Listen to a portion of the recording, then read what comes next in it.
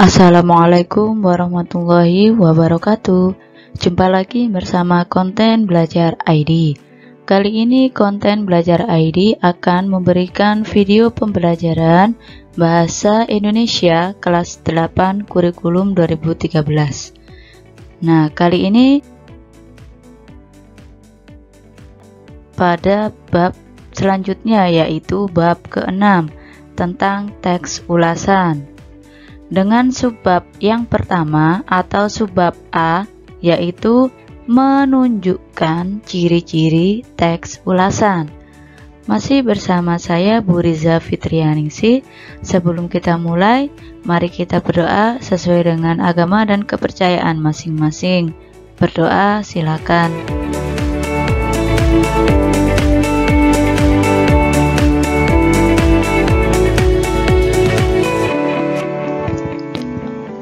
Oke, silakan disimak dengan baik video pembelajaran ini dari awal hingga akhir, supaya kita bisa memahaminya dengan baik. Nah, tujuan pembelajaran setelah kita mempelajari materi ini, yaitu diharapkan mampu yang pertama, memahami pengertian teks ulasan. Kemudian yang kedua, dapat menentukan ciri-ciri teks ulasan. Oleh karena itu, pada video pembelajaran ini kita akan membahas submateri nomor 1 dan nomor 2 ini ya. Jadi silakan disimak.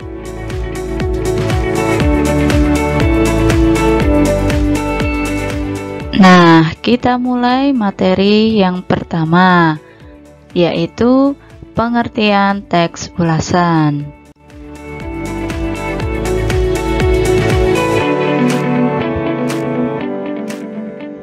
Oke, sebelum kita bahas lebih lanjut, ini ada sebuah pernyataan. Setelah membaca buku atau e-book, menonton sinetron, ataupun televisi lain, kamu hampir tergoda untuk mengomentari bacaan dan tontonan-tontonan itu, bukan? Nah, ini adalah sebuah pertanyaan ya, yang bisa kalian renungkan ya. Pernah nggak kalian itu merasa seperti itu? Ketika kita melihat sebuah tontonan, katakanlah kalau untuk yang laki-laki suka menonton sepak bola.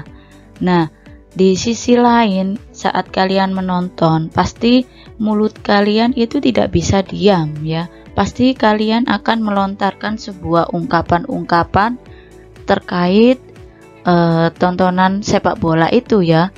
Mungkin asik nih ya, seru ini pasti gol ini lah, tim ini pasti, nah seperti ini.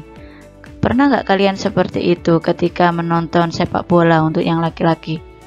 Kalau untuk yang perempuan, misalkan aja melihat sinetron yang sangat digemarinya ya, yang lagi tren ini, yang lagi viral lah, itu pasti kalian akan muncul sebuah ungkapan-ungkapan sederhana ya, untuk memberikan sebuah apresiasi terhadap film tersebut ya. Nah, itu adalah sudah kalian lakukan ya, kaitannya dengan mengomentari sebuah karya dalam bentuk perfilman. Nah, berarti untuk teks ulasan ini sudah tidak asing lagi ya bagi kalian mempelajarinya nanti. Nah, oleh karena itu mari kita pahami ya definisi dari teks ulasan ini, yaitu teks yang mengandung penilaian, ulasan, resensi, ataupun review mengenai suatu karangan, misalkan film, buku, novel, drama, dan lain sebagainya, untuk dijadikan pedoman tingkat atau karakteristik serta keunikan sebuah karya kepada pembaca. Nah, disinilah definisi dari teks ulasan.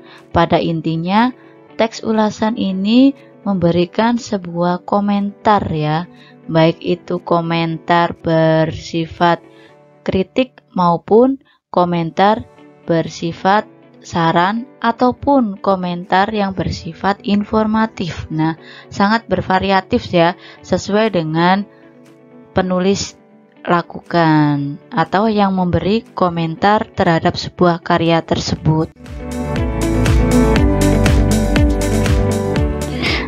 Nah, ini ada sebuah kutipan ya, yaitu ulasan juga dapat disebut review ya. Review kalau dalam bahasa asing, bahasa Inggris, ulasan pada umumnya ditulis dalam bentuk artikel, sehingga teks ulasan juga dapat disebut artikel ulasan. Ulasan merupakan teks yang berfungsi untuk menimbang, menilai, dan mengajukan kritik terhadap karya atau peristiwa yang diulas tersebut.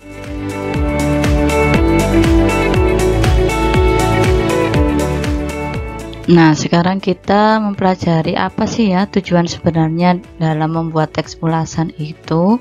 Langsung saja yang pertama, yaitu menunjukkan sebuah penilaian penulis terhadap sebuah karya.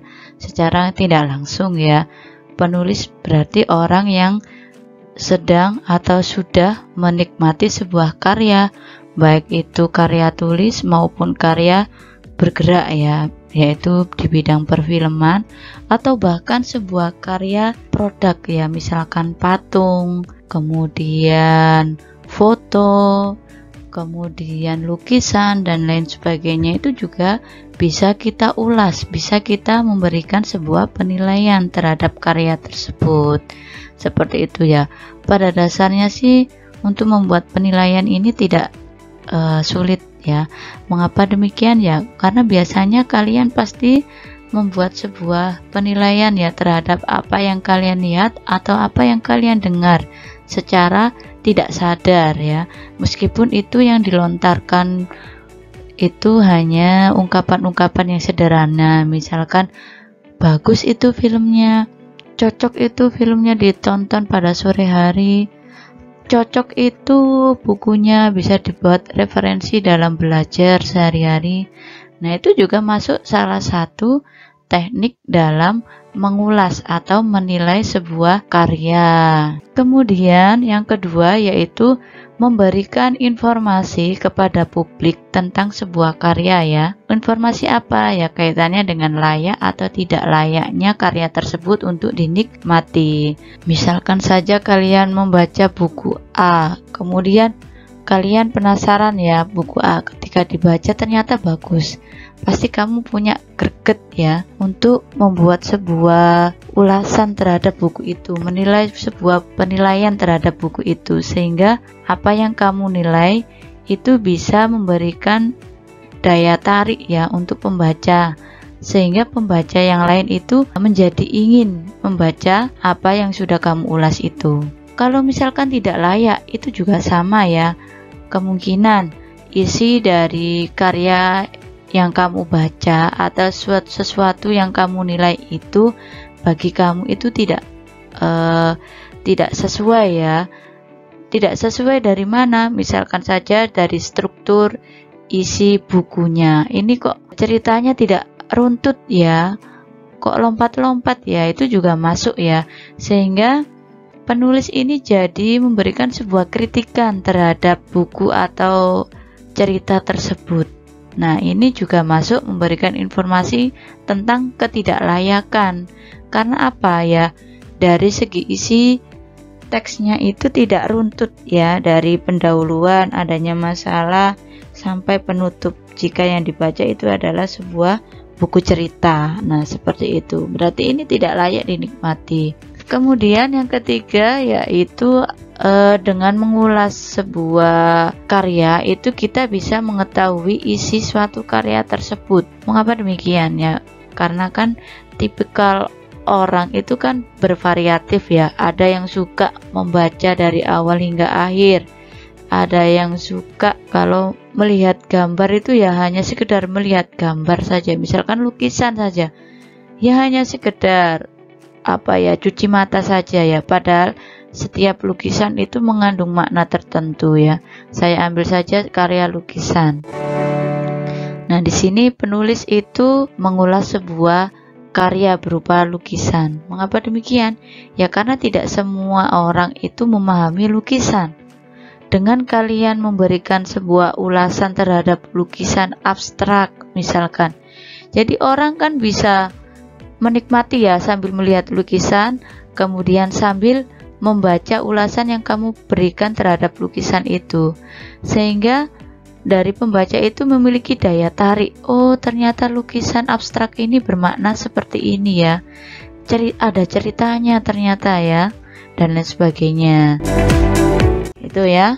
Kemudian tujuan selanjutnya yaitu dapat memberikan sebuah informasi komprehensif dengan karya yang sejenis. Nah, komprehensif ini suatu informasi yang bertujuan memberikan sebuah perbandingan ya, membandingkan antara karya satu dengan karya yang lainnya yang sejenis. Maksudnya sejenis ini apa?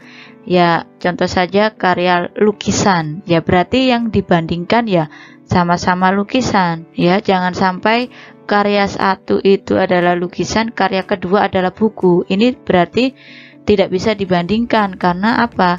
Jenisnya sudah berbeda ya. Satunya gambar, satunya tulisan. Jadi di sini catatannya harus yang sejenis supaya bisa memberikan informasi yang komprehensif seperti itu ya. Kemudian mengajak pembaca untuk merenungkan konflik yang terdapat dalam suatu karya. Ya, dengan membaca atau memberikan sebuah ulasan, pembaca itu pastikan berpikir terhadap apa yang kita ulas ya. Apalagi pembaca itu memiliki karakter malas membaca dengan melihat tebalnya halaman yang akan dibaca. Karena kalau melewati ulasan itu kan hanya singkat dari cerita ya. Mungkin dari buku yang diulas dengan halaman 500 bisa kalau diulas hanya halaman paling banyak 3 lembar. Itu kan cukup ya mewakili seluruh buku. Meskipun begitu ceritanya tidak bisa secara detail seperti buku yang asli ya. Namun dengan kata lain melalui ulasan ini pembaca yang notabene itu malas membaca karena banyaknya halaman bisa memahami ya apa yang ada dalam keseluruhan buku melalui membaca teks ulasan yang dibuat seperti itu ya. Nah, sekarang kita beranjak pada materi yang kedua yaitu tentang ciri-ciri teks ulasan. Bagaimana secara spesifik karakteristik atau ciri-ciri dari teks ulasan, mari kita simak ya. Oke, ciri-ciri teks ulasan yang pertama yaitu terdiri atas bagian atau strukturnya.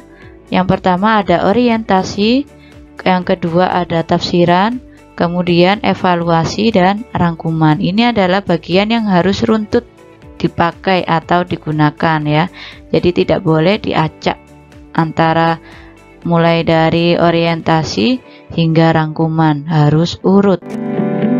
Kemudian ciri yang kedua yaitu memuat informasi berdasarkan pandangan atau opini penulis mengenai suatu karya.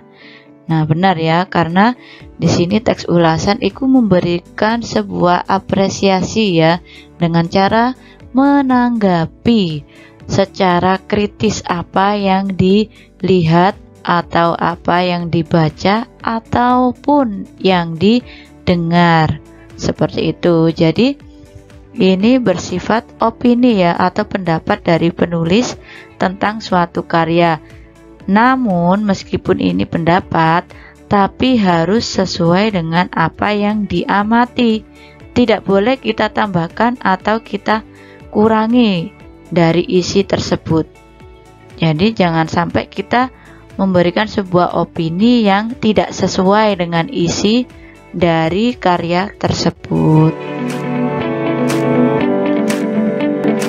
Yang ketiga yaitu opini berdasarkan fakta, adanya data pendukung yang diinterpretasikan. Maksudnya bagaimana? Ya, opini atau pendapat dari penulis itu harus didasarkan dengan apa yang terjadi sebenarnya atau apa yang ada dalam buku dengan adanya data pendukung ya. Jadi ada buktinya lah istilahnya itu untuk diinterpretasikan atau untuk dikembangkan ya, untuk dibuat persepsi oleh penulis dan menceritakan atau memberikan sebuah tafsiran terhadap karya tersebut. Nah, ternyata cirinya ulasan itu nama lainnya yaitu resensi ya. Mungkin kamu asing dengan istilah ulasan, kamu lebih nyaman mendengarkan kata resensi buku, resensi karya. Yaitu sama saja ya, kata ulasan itu nama lainnya resensi. Kalau istilah review itu adalah istilah Latin dalam bahasa Inggris. Kalau resensi atau ulasan itu istilah dalam bahasa Indonesia yang baku, seperti itu ya. Sekarang coba kita lihat ya sebuah contoh dari ulasan film yang saya ambil dari e-book Bahasa Indonesia kelas 8 kurikulum 2013. Nah, ini adalah salah satu contoh ulasan atau resensi film dari Laskar Pelangi. Saya kira dari film Laskar Pelangi ini tidak asing ya bagi kalian. Mengapa demikian? Ya, ini dulu sempat viral ya, hampir sampai sekarang masih suka ya, masih tertarik pada film ini. Coba silakan dibaca dengan baik ulasan yang ada pada film Laskar Pelangi. Oke ya. Nah, dari sini kalian sudah menemukan ya, ada nggak ciri-ciri daripada teks ulasan. Nah, ini ya, salah satunya tadi adalah bersifat opini ya, yang letaknya pada akhir. Pada paragraf akhir di sini menyebutkan bahwasanya adanya sebuah opini ya yang mengajak pembaca. Skenarionya agak berbeda dibandingkan cerita di novel dengan menambahkan beberapa karakter guru yang tidak dituliskan oleh Andrea. Andrea ini adalah penulis dari cerita Laskar Pelangi. Sebuah hal yang wajar ya. Tentu saja memang ini film lawas keluaran 2008. Akan tetapi tidak ada ruginya menonton Laskar Pelangi berkali-kali karena film ini memang beda ya, dan berani melawan arus utama sinema Indonesia. Nah, ini dia memiliki daya tarik tersendiri dari film ini. Salah satunya ini kalau menurut saya ya, itu film ini kan berlatar belakang sebuah pedesaan yang sangat terpencil ya, membuat orang atau bahkan banyak orang yang jarang untuk menjamah tempat tersebut karena saking tempatnya itu terpencil, kemudian jauh dari mana-mana, antara pulau dengan pulau yang lainnya juga jauh. Namun di situ ternyata ada kehidupan ya, ada kehidupan yang sangat luar biasa, yang sangat menarik ya, yang sangat penuh dengan tantangan. Ada digambarkan di sini ada sebuah desa ya, ada sekolahnya di situ yang di tepi laut. Nah, di situ desa sekolahnya sangat sederhana, murid-muridnya sangat sederhana ya. Kalau mau berangkat itu harus ada tantangannya dari rumah ke sekolah tersebut dan lain sebagainya. Nah, itulah yang digambarkan oleh Andrea Hirata dari film Laskar Pelangi ini. Nah, semisal seperti itu ya. Jadi dengan kita melihat film itu kan kita bisa bercerita ya. Seperti saya tadi, secara otomatis saya memberikan sebuah tanggapan terkait film Laskar Pelangi. Apa yang saya ulas yaitu setting yang dipakai dalam film Laskar Pelangi ya.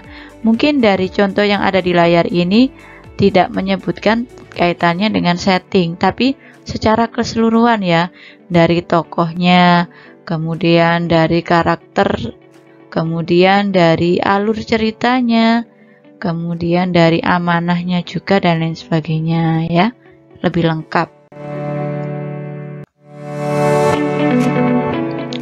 Nah, ini adalah salah satu contoh lagi kaitannya dengan mengulas buku. Di sini ada cat sebuah ulasan buku yang berjudul Ateis dengan identitas buku yang ada di layar ini.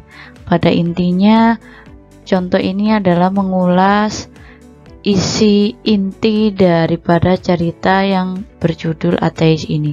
Ateis kan dalam artian dia tidak mempercayai adanya Tuhan ya. Jadi hidupnya itu awalnya memang dia percaya terhadap Tuhan, karena dia salah bergaul, akhirnya lambat laun dia sudah tidak mempercayai atau dia mulai meragukan keberadaan Tuhan. Nah, ini adalah awal dari malapetaka dari tokoh Hasan. Dari sampai dia menikah dengan seorang wanita yang pergaulannya sangat bebas, akhirnya Hasan terpengaruh. Nah, akhirnya dia menikah, tapi dia tidak bahagia dengan pernikahannya. Akhirnya dia bercerai. Dari konflik rumah tangganya dengan Kartini itu, dia mulai sadar dan dia kembali mengenal agamanya ya. Dari situ dia pulang ke ayahnya. Ternyata ayahnya itu tidak mau menerima Hasan ya, tidak memaafkan karena perbuatannya itu. Kemudian sampai meninggal ayahnya, Hasan pun tidak mau mempercayainya. Sampai pada akhirnya ajal dari Hasan ini dia terbunuh ya, dia meninggal kemudian karena tertembak ya, karena punya dendam kepada si Anwar ya, karena selingkuh dengan istrinya Kartini itu. Nah, dari cerita itu bisa kita simpulkan ya, bahwasanya menjadi seorang itu harus berhati-hati dalam bergaul, terutama pergaulan orang dewasa ya. Itu sangat bahaya jika kita tidak memilah teman dalam bergaul. Kemudian kita hanya sebagai manusia biasa ya, tempatnya salah dan lupa. Jadi jadilah orang yang pemaaf ya, meskipun orang yang melukai kita itu tidak meminta maaf ya. Mengapa demikian? Kita sadar bahwasanya Allah Tuhan kita itu pemaaf ya, Maha Pemurah lagi Maha Penyayang. Masa kita sebagai makhluknya tidak bisa seperti itu ya? Jadi serahkan semuanya kepada Allah. Jadi kita tetap harus memiliki gudang pintu maaf kepada teman kita, meskipun teman kita menyakiti hati kita. Nah, dari sinilah kita juga bisa menceritakan kan, tanpa kita membaca sebuah buku dengan jumlah halaman 232 ini. Nah, kita bisa tahu ya, kronologi ceritanya dari awal hingga akhir itu hanya dalam 2 lampir atau 2 halaman saja. Keren kan? Jadi itulah salah satu keunikan dari mengulas atau membuat sebuah resensi.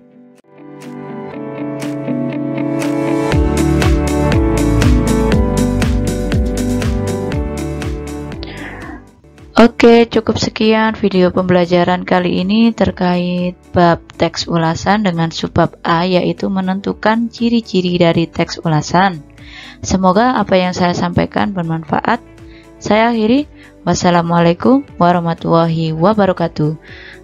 Tetap menyimak pada video pembelajaran berikutnya di konten belajar ID.